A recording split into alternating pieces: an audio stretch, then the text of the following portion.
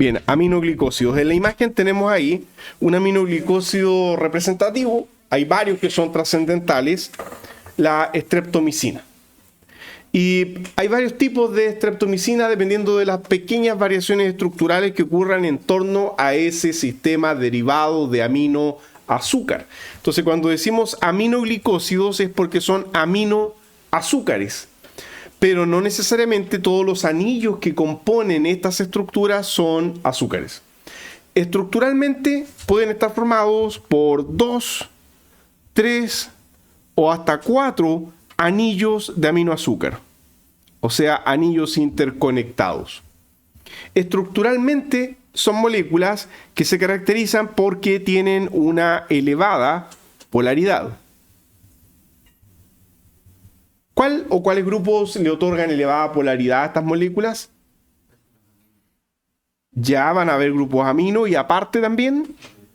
Muy bien, entonces debido a la presencia de grupos aminos, debido a la presencia de grupos hidroxilos, vamos a tener una elevada polaridad.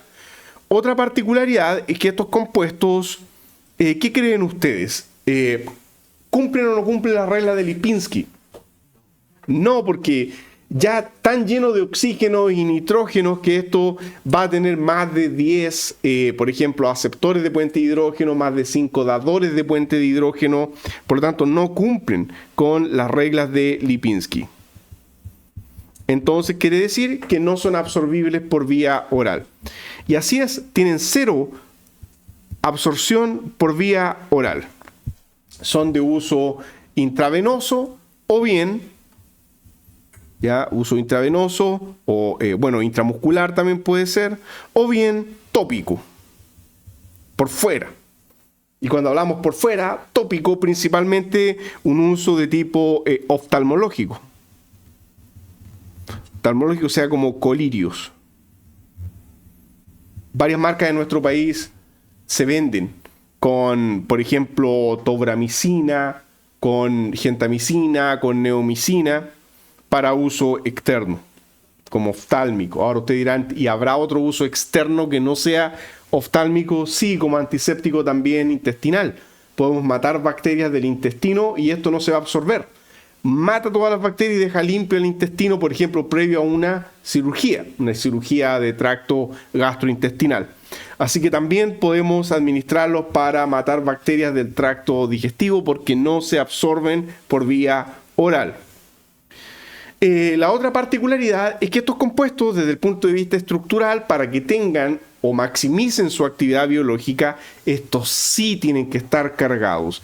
Entonces, es requisito, relación estructura-actividad, que tengan siempre carga neta positiva.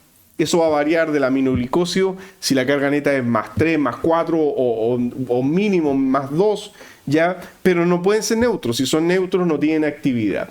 Siempre están con mucha carga positiva en la estructura. Y vamos a contar, varios de estos pueden tener una elevada carga positiva. Contémosle al tiro acá a la streptomicina. A esta streptomicina voy a maximizar para que vean bien ahí al final. Por ejemplo, en el primer carbohidrato, la L-glucosamina, acá el primero de la izquierda, ese sería carbohidrato 1. Esto lo podemos dibujar así o plano. Carbohidrato 2 y anillo 3. Entonces en el 1 romano, ¿cuántas cargas? Ahí hay una. Entonces tenemos carga neta más 1. Segundo anillo. Ninguno. No hay un grupo amino protonable. Tercer anillo. Muy bien, la guanidina. La guanidina se va a protonar. Esto va a tener carga positiva. Entonces vamos a tener que se protona acá, esto va a estar positivo y este otro también va a estar positivo. Está en resonancia y tienen un pK suave. Las guanidinas de alrededor de 12 tenemos un 100% de protonación. El otro amino que está ahí tiene un pK suave de alrededor de 9. APH 7 también va a estar 100% protonado, pero nos permite cierto equilibrio. Las guanidinas no, esas no se desprenden nunca del protón porque son tan básicas que siempre están con el protón, siempre positivo. Entonces la carga neta de este sistema va a ser más 3, ¿no es cierto? Porque tenemos los dos guanidinos van a estar positivos, más este amino de acá también positivo, más 3. Súper positivo, más 3, una estructura muy cargada y eso favorece que estas moléculas se adhieran a la membrana externa de las bacterias, que tiene carga negativa, desplazando algunos iones, de hecho. Compiten con otros cationes por la membrana externa y de ahí son internalizados activamente hacia el interior de la bacteria, donde ejercen su efecto. Actúan a nivel ribosomal, así que no tienen nada que ver con el mecanismo de acción de los glucopéptidos. Lo otro es que de los 2, 3 o 4 anillos que pueden componer la estructura de los aminoglicósidos, no todos son carbohidratos. En este caso dijimos anillo 1, 2 y 3. ¿Cuál de estos 3 anillos no es un carbohidrato? Es un buen ejercicio para poder entrenarse para la prueba. El carbohidrato siempre va a tener un carbono anomérico. Ejemplo, acá en el anillo 1, este carbono que estoy marcando ahí con el cursor es anomérico. Perdón, el de acá de la derecha. Un segundo. Y por lo tanto tenemos que es un carbohidrato. O sea, tenemos que es una estructura de tipo M-acetal. Entonces esto está, ¿no es cierto? Ahí está ciclado, hay un oxígeno dentro del ciclo y otro oxígeno conectándose glicosídicamente con otro carbohidrato. O sea, este es piranosa, el del medio es furanosa. ¿Okay? Entonces ahí está el carbono anomérico, el que tiene conectados los dos oxígenos. Pero el tercero no tiene oxígeno en la estructura, eso es un ciclo hexano. Así que es un ciclo hexano polihidroxilado, sustituido con guanidina, con carga, pero no es carbohidrato. Así que no necesariamente tienen que ser los 3 carbohidratos. Dado la complejidad estructural, también concluimos que son compuestos de origen natural, de cepas de Streptomyces. Por eso el nombre de este compuesto como streptomicina. Nombre de los ciclos, L-glucosamina. Y nótese, esa L es la configuración de Fischer. Otra vez tenemos que estas bacterias con su metabolismo bien especial están ocupando una L-glucosamina. Los carbohidratos que en el ser humano son empleados son de tipo D, ¿no es cierto? Los aminoácidos humanos son de tipo L, los carbohidratos son de tipo D, pero aquí vemos que algunas cepas bacterianas logran construir este tipo de estructura con carbohidratos invertidos de la serie L. Streptosa se llama la forma furanosa que está en el centro y finalmente streptidina, el último ciclo que no es carbohidrato. Respecto a la unión glicosídica que tenemos acá entre el 1 y el 2, que son los carbohidratos, este sería el carbono 1 y este otro sería el carbono 2 de la forma furanosa, así que sería 1,2 glicosídico. Este es el carbono 1 acá y por lo tanto nunca sigue hacia el oxígeno sino hacia el carbono, este sería el carbono 2, entonces esto sería 1,2 glicosídico. Y lo último que llama la atención es que tenemos una estructura acá de tipo aldehído y eso le otorga característica de electrófilo fuerte. Ese grupo, ojo que está ahí, es un aldehído. Y como ustedes ya saben, los aldehídos son tóxicos porque... ¿Cuál es la razón de que los aldehídos eran tóxicos? Rara vez vemos un aldehído en un fármaco. Son muy reactivos, son muy electrofílicos, muy bien, y se van a unir covalentemente a las aminas de las proteínas formando bases de Schiff. Las aminas se pueden enlazar a los aldehídos formando iminas que después se terminan reduciendo y quedan como aminas alquiladas. Entonces un aldehído ahí le otorga más toxicidad todavía a este compuesto, un aldehído libre dentro de la estructura. ¿Sí? El aldehído no. No, buena observación, no tienen que tener aldehído. Este tiene, ¿ok? Pero no es obligación que tengan aldehído libre en la estructura. Gracias por la pregunta porque sí es relevante. Lo que sí es obligación es que tengan carga neta positiva. Entonces cualquier modificación estructural que le quite basicidad a eso va a empeorar la actividad química. Bueno, tenemos que los aminoglicósidos se enlazan a el ribosoma y no a cualquier parte. Los aminoglicósidos específicamente se enlazan a la subunidad 30S. En alguna parte dice ahí. Dice 30S, acá está, inhibidores de la síntesis proteica en la subunidad 30S. Y eso es relevante, porque es distinto al modo de unión de los macrólidos. Los macrólidos se enlazan a la subunidad 50S, muy bien, así que son diferentes. Bueno, se enlazan a la subunidad ribosomal 30S, no causando daño en eucariontes, porque los ribosomas de procarionte y de eucarionte son diferentes. El de la izquierda... bueno, si esto lo recordamos ya, como dibujábamos los ribosomas, los dibujábamos así, ¿no es cierto? Como dos esferas conectadas, es como que está de lado. ¿ok? Aquí está la subunidad 30S o subunidad pequeña. Aquí está la subunidad 50S o la subunidad grande, ¿ok? Este sería el ribosoma de lado. Y aquí está el de los eucariotes, o sea, el nuestro, que es mucho más grande y es diferente. En rojo están las porciones peptídicas que solamente tienen los eucariontes y que no están presentes en las bacterias. Así que son diferentes estructuralmente y gracias a eso es que no termina enlazándose a los ribosomas nuestros. Bueno, entonces, vamos para acá. Recordar, ahí tenemos los macrólidos, por ejemplo, dice que se enlazan a la subunidad 50S. Linesolid, que lo vamos a ver luego, subunidad 50S, pero un lugar distinto al de los macrólidos.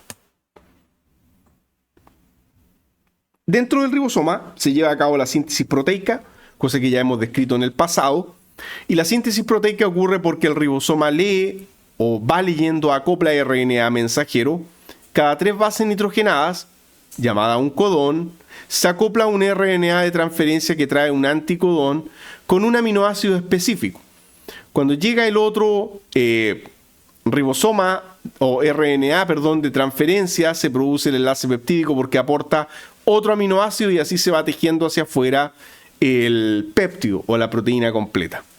Bueno, lo que hacen los aminoglicósidos es perturbar este proceso de forma estérica. Se enlazan aquí abajo. Aquí se enlazan los aminoglicósidos a la subunidad 30S, generando un cambio conformacional en la subunidad 30S, y ese cambio conformacional hace que el RNA mensajero sea leído de forma errónea.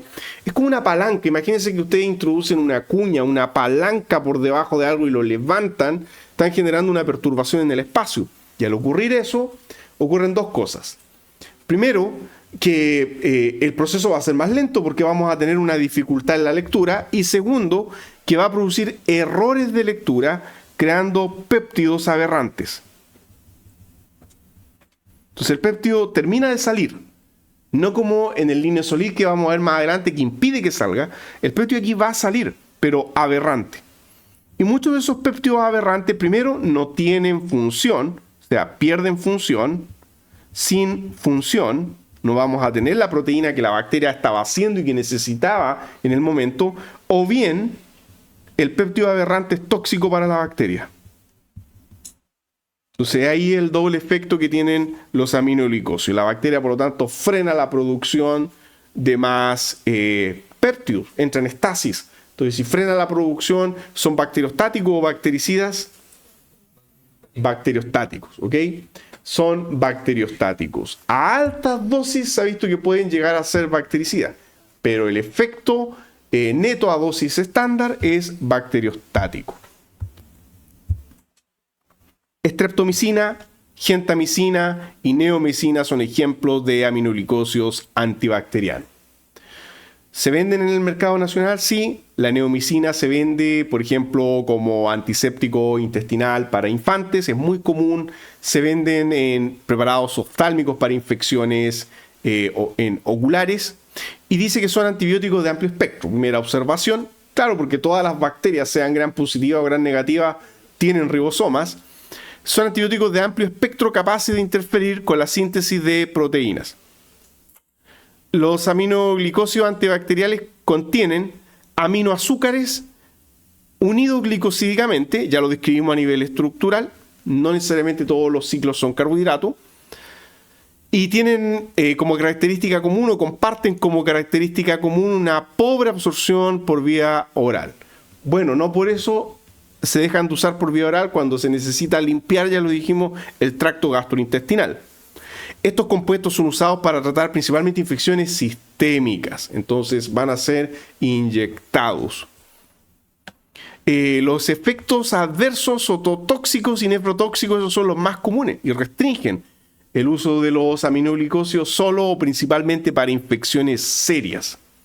Y se pueden asociar con, recién lo nombramos en el primer módulo, con los glucopéptidos que estábamos estudiando anteriormente, ya, porque son, ¿no es cierto?, mecanismos de acción diferentes. Sí. ¿Y verlos con un macrólido vale la pena? teóricamente sí tiene sentido administrarlo con un macróleo, teóricamente sí tiene sentido, pero rara vez un macróleo es usado para una infección sistémica severa. ¿Okay? No son tan eficaces para infecciones severas, infecciones, por ejemplo, en tejidos como los huesos o infecciones cardíacas, un paciente muriéndose por una infección, no se echa mano de un macróleo, ya se echa mano de glucopéptidos. ¿Okay? Y ahí por eso que se asocian a glucopéptidos, porque cuando hablamos de una infección severa, por lo general van a haber bacterias muy resistentes a todo, ¿ya? Así que, pero técnicamente no hay un sinsentido, porque son lugares de enlazamiento diferentes, ¿ya? Tenemos varias moléculas acá y vamos a analizarlas con 2, 3 o 4 aminoazúcares interconectados. El último de abajo, la neamina, el último a la izquierda, ese tiene 2 solamente, así que no es requisito que tengan 3 o más ciclos interconectados, pueden llegar a tener hasta 4. Por ejemplo, acá veamos el paromicina, no me voy a detener en todos, pero nótese que podemos representarlo en la forma de silla, o bien podemos representarlo de forma plana, como en la neovicina B, acá en el último, del centro acá abajo, que está en forma 100% plana. Bueno, los ciclos se enumeran con números romanos por lo general, ciclo 1 dice acá, ciclo 2, ciclo 3, ciclo 4. En este caso se le dio el número 1 al ciclo que no tenía, que no es de tipo carbohidrato. Veamos este otro, 1 en el centro no es carbohidrato. Este no tiene ninguna numeración, solamente con letra A, B, C según sentido de lectura, y en este caso el del centro, el B, sería el que no es carbohidrato. Calculemos la carga alguno en particular. Pues nótese la oxocanamicina, este es un metabolito activo, está oxidado, o sea, tiene una cetona en vez de un alcohol en la estructura. Veamos pues en la forma plana, que es más simple de ver, creo yo, para ustedes. ¿Qué carga le contabilizan a neomicina B? ¿Qué carga neta total? Ya vamos marcando los que son protonables a pH 7.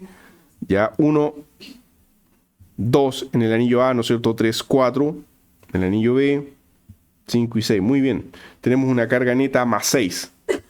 Sumamente positivo. Lo más común es tener sales inorgánicas, o sea, lo más común es tener sales, por ejemplo, de tipo sulfato. Lo más común es que estos se asocian o se formulan como sales de tipo sulfato. No queremos formar sales lipofílicas, queremos formar sales hidrofílicas capaces de ser inyectados, administrados por vía intravenosa.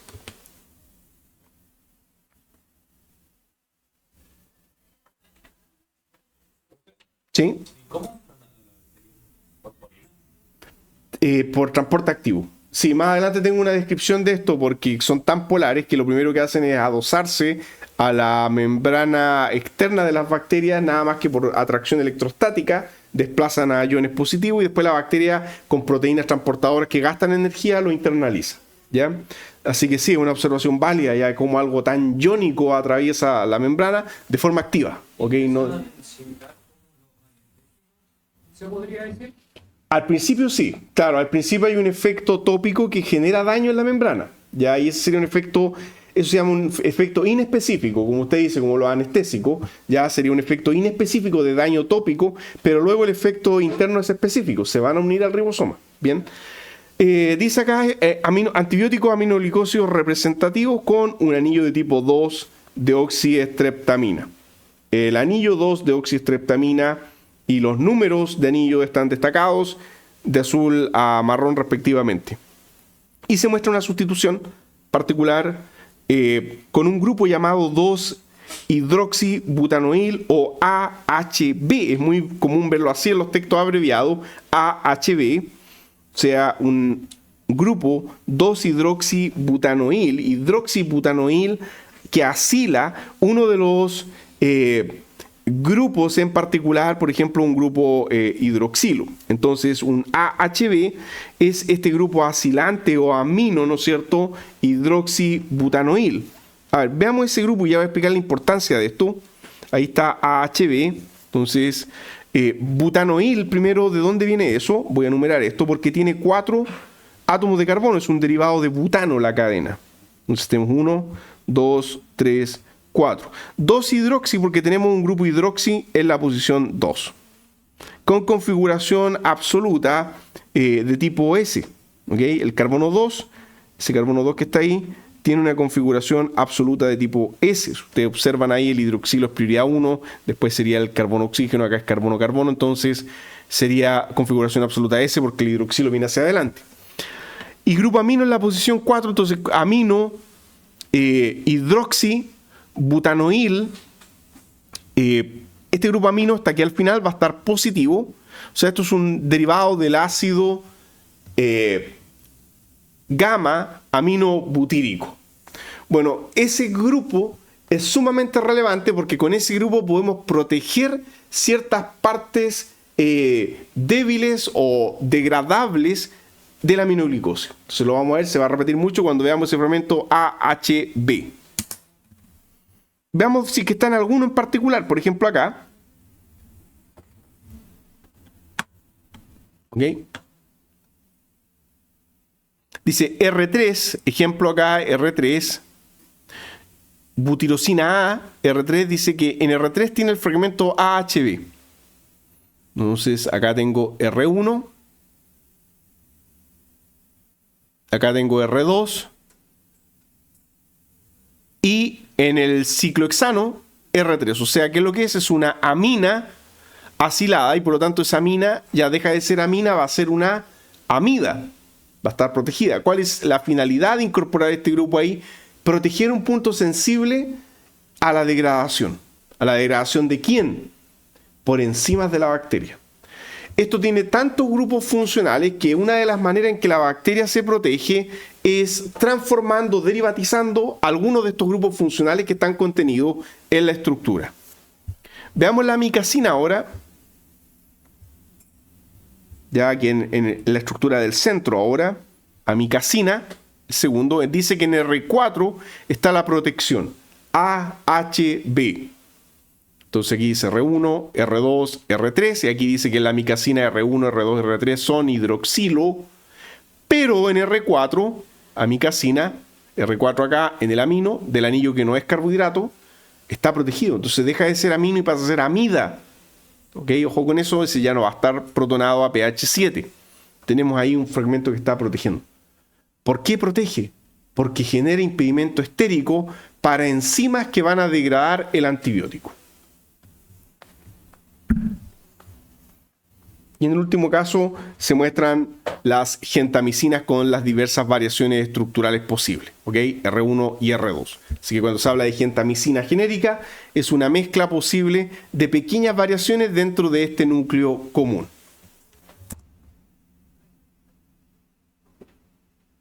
Bien, entonces acá tenemos la streptomicina en la subunidad 30S. Tratemos de hacer un esfuerzo para ir reconociendo algunas interacciones. Bueno, cuando colocamos el cursor ya dijimos se ilumina rojizo, esa es la streptomicina.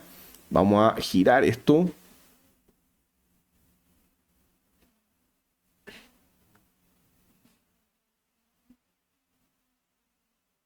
¿Ya? Y tenemos un tremendo entramado, ahí traten de concentrarse en la imagen.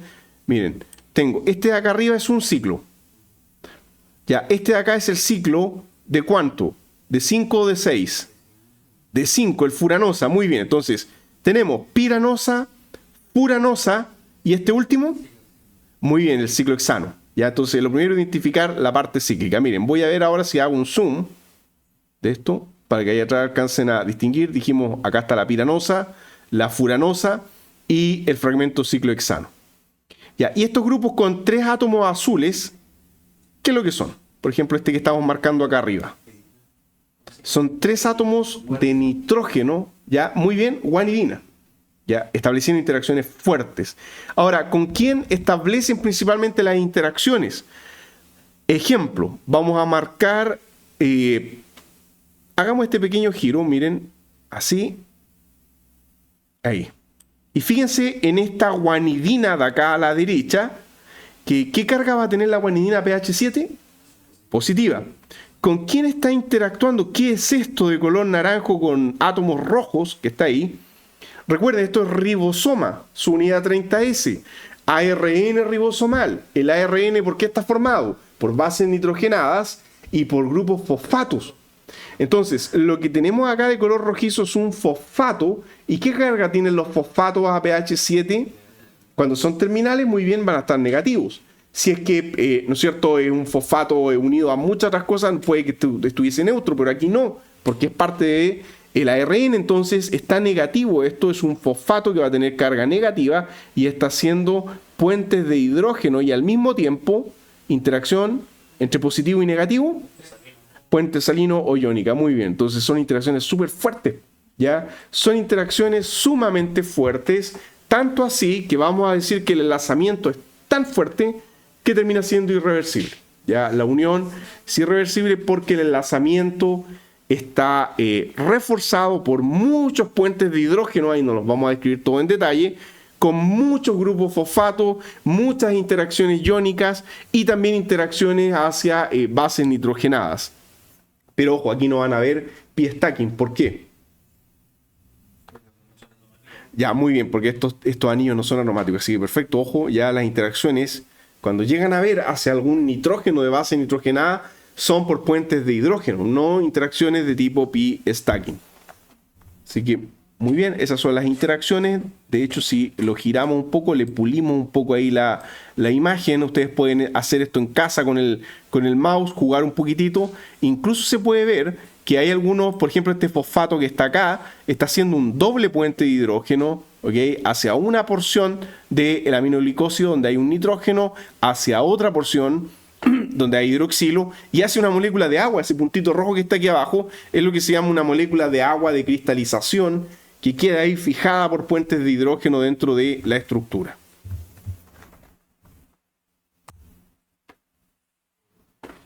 Bien, entonces la pregunta, ¿qué es lo que fue mejorando generacionalmente? Canamicina, primera generación. Canamicina A y B varían entre tener un hidroxilo o tener un grupo amino. Divecasina, segunda generación. Pareciera ser que la molécula fue simplificada. La pregunta es, bueno, ¿por qué fue simplificada? Tercera generación. Arbecasina, fue complejizada. Sí, ok, o sea, tenemos que hay un grupo ahora nuevo acá dentro de la estructura. Muy bien, ya el ABH que ya habíamos descrito antes, el AHB, perdón, y finalmente, ¿no es cierto?, acá tenemos que es lo mismo, muy parecido, solamente que hay una variación estructural de un grupo funcional extra dentro de la molécula, un grupo hidroxilo adicional. Entonces, al ir aumentando generacionalmente, ¿se busca aumentar el espectro? Sí, pero también, en este caso particular, lo que se fue buscando al aumentar las generaciones es que los compuestos se vayan transformando más resistentes a la degradación enzimática bacteriana, ¿ok? No nuestra, no hepática humana, que también es una farmacocinética que el fármaco experimenta, pero acá todo apunta a mejorarlo, a hacerlo más resistente contra las enzimas de la bacteria. Veamos algunos cambios estructurales relevantes, por ejemplo, de primera a segunda generación. Ustedes me pueden decir ahí, podemos ir marcando qué le falta. Muy bien, entonces marcamos este. Acá, ahora no está, ¿cierto? Ninguno de esos dos. Luego aquí en la arbecasina, ahora se complejizó la estructura. Aquí simplificamos, simplemente se borraron los hidroxilos, ¿ok? En cambio ahora, aparte de borrar, estamos también aumentando el impedimento estérico, con esta tremenda cadena AHB, ¿okay? El amino hidroxibutírico. Al hacer eso, perdimos un punto de protonación, ¿okay? Ese NH ahora está neutro. Lo que se ganaba con este grupo era un incremento del impedimento estérico, no lo olviden. Lo mismo acá, cuarta generación, tenemos que el grupo este se conserva.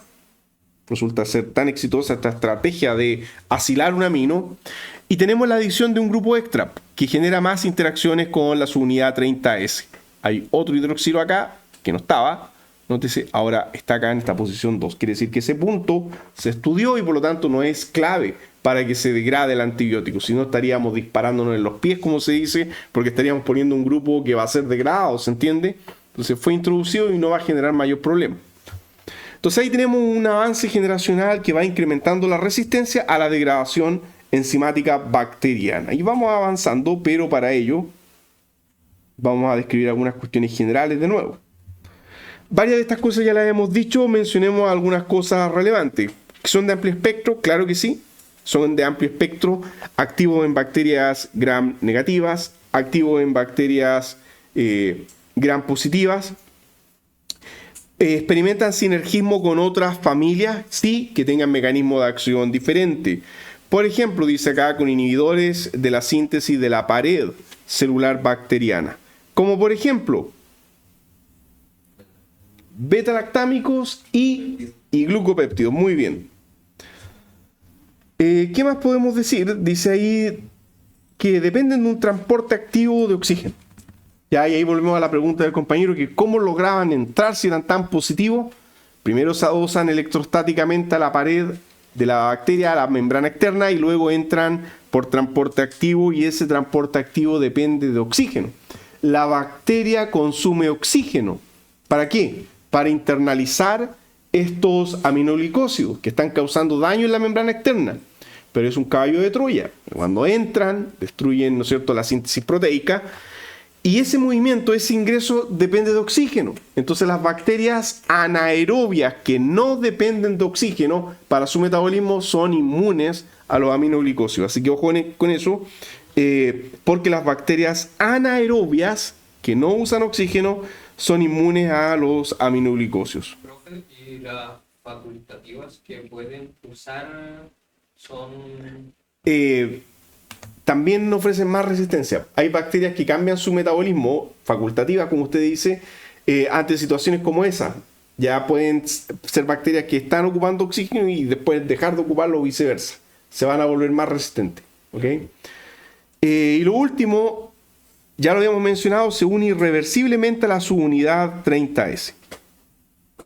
El mecanismo es de tipo bacteriostático, pero ahí al final dice bactericida, pero no se dice bactericida a altas concentraciones. Ya el mecanismo normal es bacteriostático. Bactericida es a altas concentraciones, las que esperamos no emplear porque estos compuestos son tóxicos. Y bueno, aquí no dice nada de la toxicidad, así que permítanme moverme a la siguiente para ver si que aparece algo. No, está más adelante.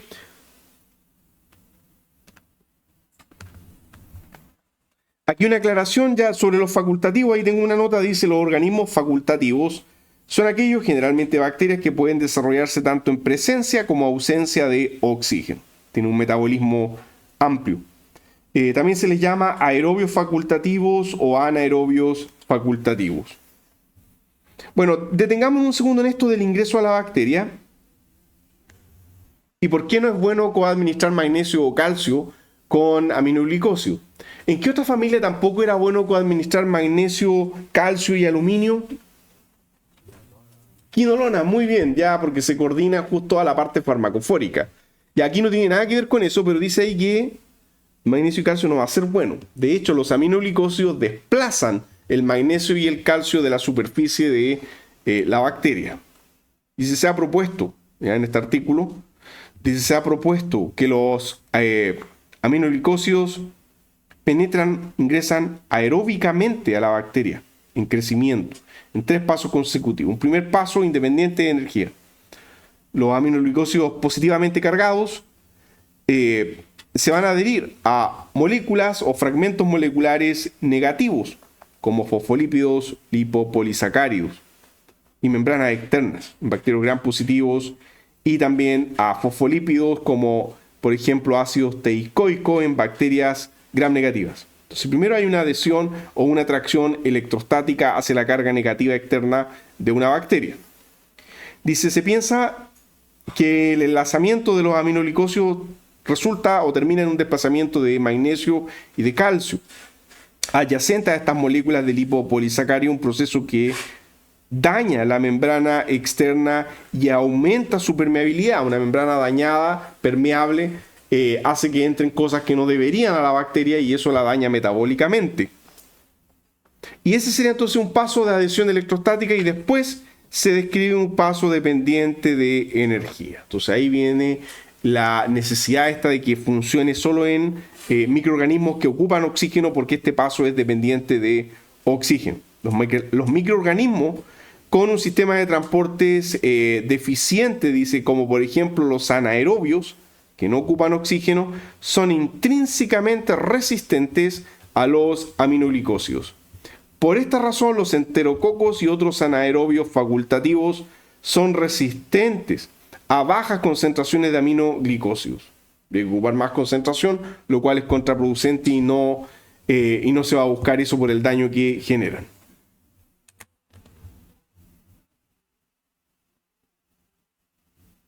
Y la bacteria se va a defender con toda su maquinaria enzimática. ¿Cuáles enzimas? Aminoacetiltransferasa o AAC. ¿Eso no era también un formato de audio? En algún momento creo haber visto algo así. Ok, el MP3, el no sé cuánto, y vi algo parecido a eso una vez. Bueno, aminoacetiltransferasa, que como el nombre lo dice, lo que hace esa enzima es acetilar grupos amino, principalmente. Entonces esto, voy a anotarlo aquí al lado, acetila aminos. Entonces acetila los aminos siguen protonados positivos. No, muy bien. Aminos acetilados son aminos que ya no tienen carga positiva y por lo tanto, ¿qué ocurre con la unión? Se debilita. Ya no vamos a tener la carga positiva para hacer todos esos puentes de hidrógeno que mostramos delante con los grupos fosfato, por ejemplo. Pero no solo eso, la enzima también tiene otras enzimas que también hacen modificaciones en los hidroxilos. Por ejemplo, aminoglicósido fosfotransferasa. O sea, eso sería una enzima que fosforila hidroxilos. Fosforila OHs. Y si le inserta OHs, ¿qué carga empieza? Si le inserta, fosfatos ya al aminoglicosio, ¿qué carga empieza a adquirir el aminoglicosio? Negativa, ¿lo ven? O sea, neutraliza la carga positiva la bacteria. Y lo último, la bacteria añade impedimento estérico pegándole nucleótidos. Enzima ANT, aminoglicósido nucleotidil transferasa. Entonces tenemos que finalmente le pega incluso base nitrogenada, incrementando el impedimento estérico externo, dificultando su acceso al target. Y se muestran ahí varios puntos en la kanamicina y en la streptomicina. Veamos primero la streptomicina, el que está aquí abajo porque solamente ahí se mencionan 2 puntos. Entonces este hidroxilo que está marcado ahí con la flecha dice que ese hidroxilo puede ser entonces modificado o conectado a un nucleótido, ANT, o bien APH. ¿A qué cosa sería eso? Muy bien, puede ser fosforilado. Entonces ahí tenemos un punto que puede ser atacado por la enzima. Entonces, estrategia. ¿Qué harían ustedes? Pregunta en la prueba. Para evitar esto, ¿qué tendríamos que hacer? ¿Qué podríamos, cómo lo podríamos solventar esto si ese hidroxilo está dando problemas? Lo más simple. Eliminarlo. Ya eliminarlo, así de simple. ¿Podríamos tratar de reemplazarlo? Sí, podríamos ver qué pasa, por ejemplo, si es que lo reemplazamos por un flúor. ¿Ok? El flúor no va a experimentar ese metabolismo porque el flúor no puede hacer más enlace. Ya sé que un flúor sería resistente a eso, pero no conozco aminoglicósidos fluorados. Químicamente debe ser súper difícil insertar justo un flúor ahí. Segundo hidroxilo, el que está aquí abajo en el carbohidrato piranosa, la parte inferior, ANT y APH. Otra vez lo mismo entonces. Ya va a ser fosforilado o va a ser nucleotidado ese hidroxilo inferior. Ya. Veamos la kanamicina que está acá arriba. Y busquemos ahora la otra enzima, la que acetilaba, la primera, la AAC, esa, la que acetila. Entonces, vamos a la estructura ahí, tenemos la imagen. Un poquito. Está arriba, ¿no es cierto? A ver. Y hay otra más. Muy bien, aquí abajo. Perfecto. Y acá, o sea, 4 veces. Y si ustedes se fijan, siempre está apuntando a qué grupo? Amino. Entonces, peligrosísima esta enzima porque ataca directamente los grupos amino, que son los que necesitamos que estén con carga neta positiva. Inmediatamente alguien podría decir, ok, entonces incorporemos ese fragmento protector, el fragmento protector AHB, a los 4 aminos. No, no sirve. ¿Ya? Vamos a generar un impedimento estérico muy grande y vamos a dejar carga cero además. porque vamos a tener 4 amidas en vez de 4 aminas. Así que no sirve como estrategia. Ojo en la prueba, no podemos protegerlos todos. La idea es proteger al menos uno, pero que sea tan estratégico que genere implemento estérico en todo el entorno. ¿Okay? Por eso hay uno que va a estar protegido y esa ayuda a que esto ya no se pueda acomodar bien dentro de la enzima AAC. ¿Hay casos en los que se proteja más de uno? Creo que no, pero lo podemos ver al tiro. Mire, vamos a la siguiente imagen. No era ahí. Está un poquito más adelante, ya no me quiero adelantar tanto, pero no he visto, ya no recuerdo haber visto con varios por esta razón que le acabo de explicar, ¿ya? Claro. Bien, estábamos entonces analizando ahí la degradación enzimática, muy bien, y saca aplicaciones principales. Ya, si es a nivel sistémico, o sea, si lo inyectamos de manera intravenosa, intramuscular, va a ser para usos en infecciones graves. Se menciona acá neumonías, ejemplo, causadas por, otra vez, estafilococo áureo meticilino resistente, infecciones graves. Otras infecciones graves también podrían ser, acá dice, sepsis, o sea, cuando las bacterias están diseminadas por todo el plasma sanguíneo, siempre y cuando sea una bacteria aerobia, endocarditis, infecciones a la piel de manera tópica, ¿okay? Una crema tendría que ser en ese caso. Infecciones del tracto urinario por bacterias que sean muy resistentes. Nótese estos procedimientos, claro, gastrointestinales o genitourinarios, ya, bueno, gastrointestinales ahí sería por vía oral. Entonces, oral dice acá, neomicina oral. ¿Se va a absorber? No se va a absorber. Neomicina oral previo a una cirugía de intestino porque no se absorbe. ¿Okay? Entonces, para limpiar el tracto gastrointestinal. El mecanismo ya se explicó, aquí simplemente se muestra como un esquema muy básico, ya la unión a la subunidad 30S.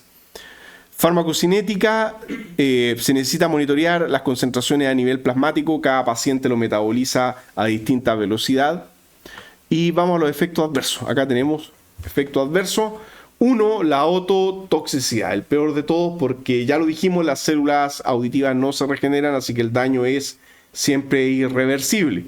Segundo efecto adverso grave, nefrotoxicidad, que sí puede revertir cuando se retira el fármaco.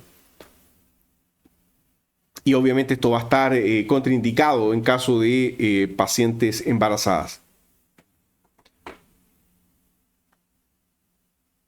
Un artículo de investigación describe el uso de los aminoglicósidos o el potencial uso de los aminoglicósidos coordinados a cobre.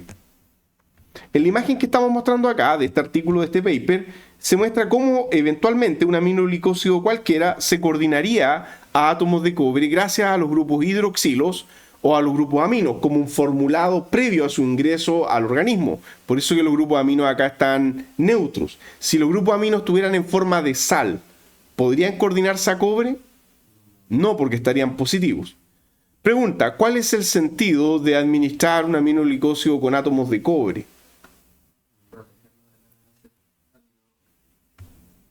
Ya, cuidado, ese es un buen distractor.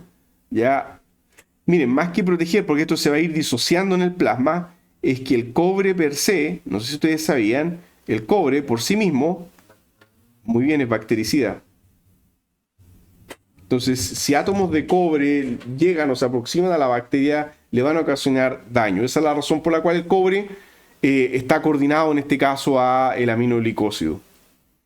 En algunos hospitales, y lo he mencionado en el pasado, las camas de los enfermos son de cobre en vez de acero porque el cobre permite que las bacterias en la superficie mueran. El único problema es que el cobre es súper conductor de la electricidad. Bien. Una relación estructura-actividad completa, definitiva, la verdad es que es difícil porque cada aminoglicósido va a tener diferente número de interacciones de puente de hidrógeno e interacciones iónicas con el ribosoma, con la subunidad 30S. Tendríamos que descargar el PDB de cada uno de los aminoácidos cristalizados, aminoglicósidos, perdón, cristalizados, con la subunidad 30S. Ya sabemos que los grupos son relevantes por puente de hidrógeno y por interacciones iónicas. No hay interacciones de pi stacking, ¿ok? Entonces, se muestran acá algunas modificaciones particulares en el caso de gentamicina, una relación estructura-actividad, pero acotada en este caso a gentamicina. Por ejemplo, se muestran las posiciones 2 y 3 del anillo central que no es carbohidrato, el ciclohexano.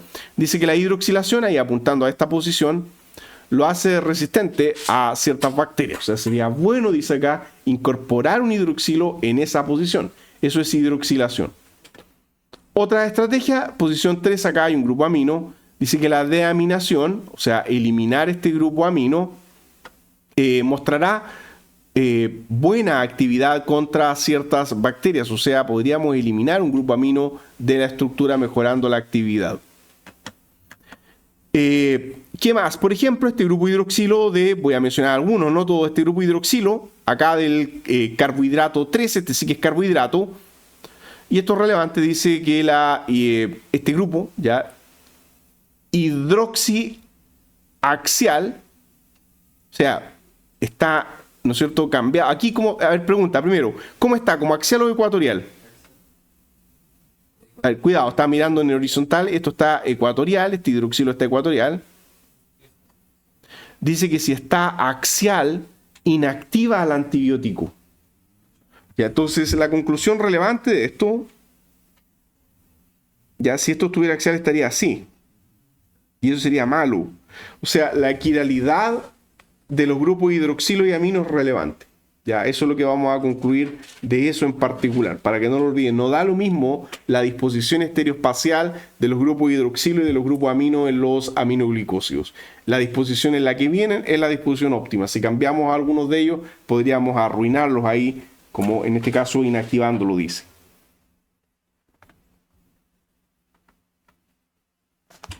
Entonces, ese es el caso de la gentamicina. Segundo caso de la amicacina.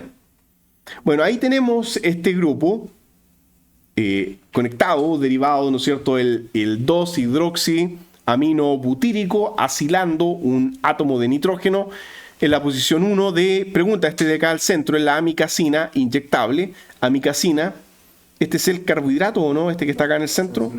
No, ¿no es cierto?, un ciclohexano. Ya, entonces este grupo está asilando justo este nitrógeno. Y miren lo que pasa, justo asilamos ese punto en particular, pero esta asilación impide que la enzima metabolice hidroxilo adicionando nucleótidos o bien fosforilando hidroxilos de esta posición. Ustedes dirán, pero está muy lejos. ¿Ya? Y en el pasado, cuando estudiábamos macrólidos, ¿no es cierto?, veíamos que las cosas en realidad están dobladas en el espacio. Entonces eso sí va a generar un impedimento estérico efectivo para que esos hidroxilos no sean metabolizados. Así que no lo olviden, nada de esto es plano.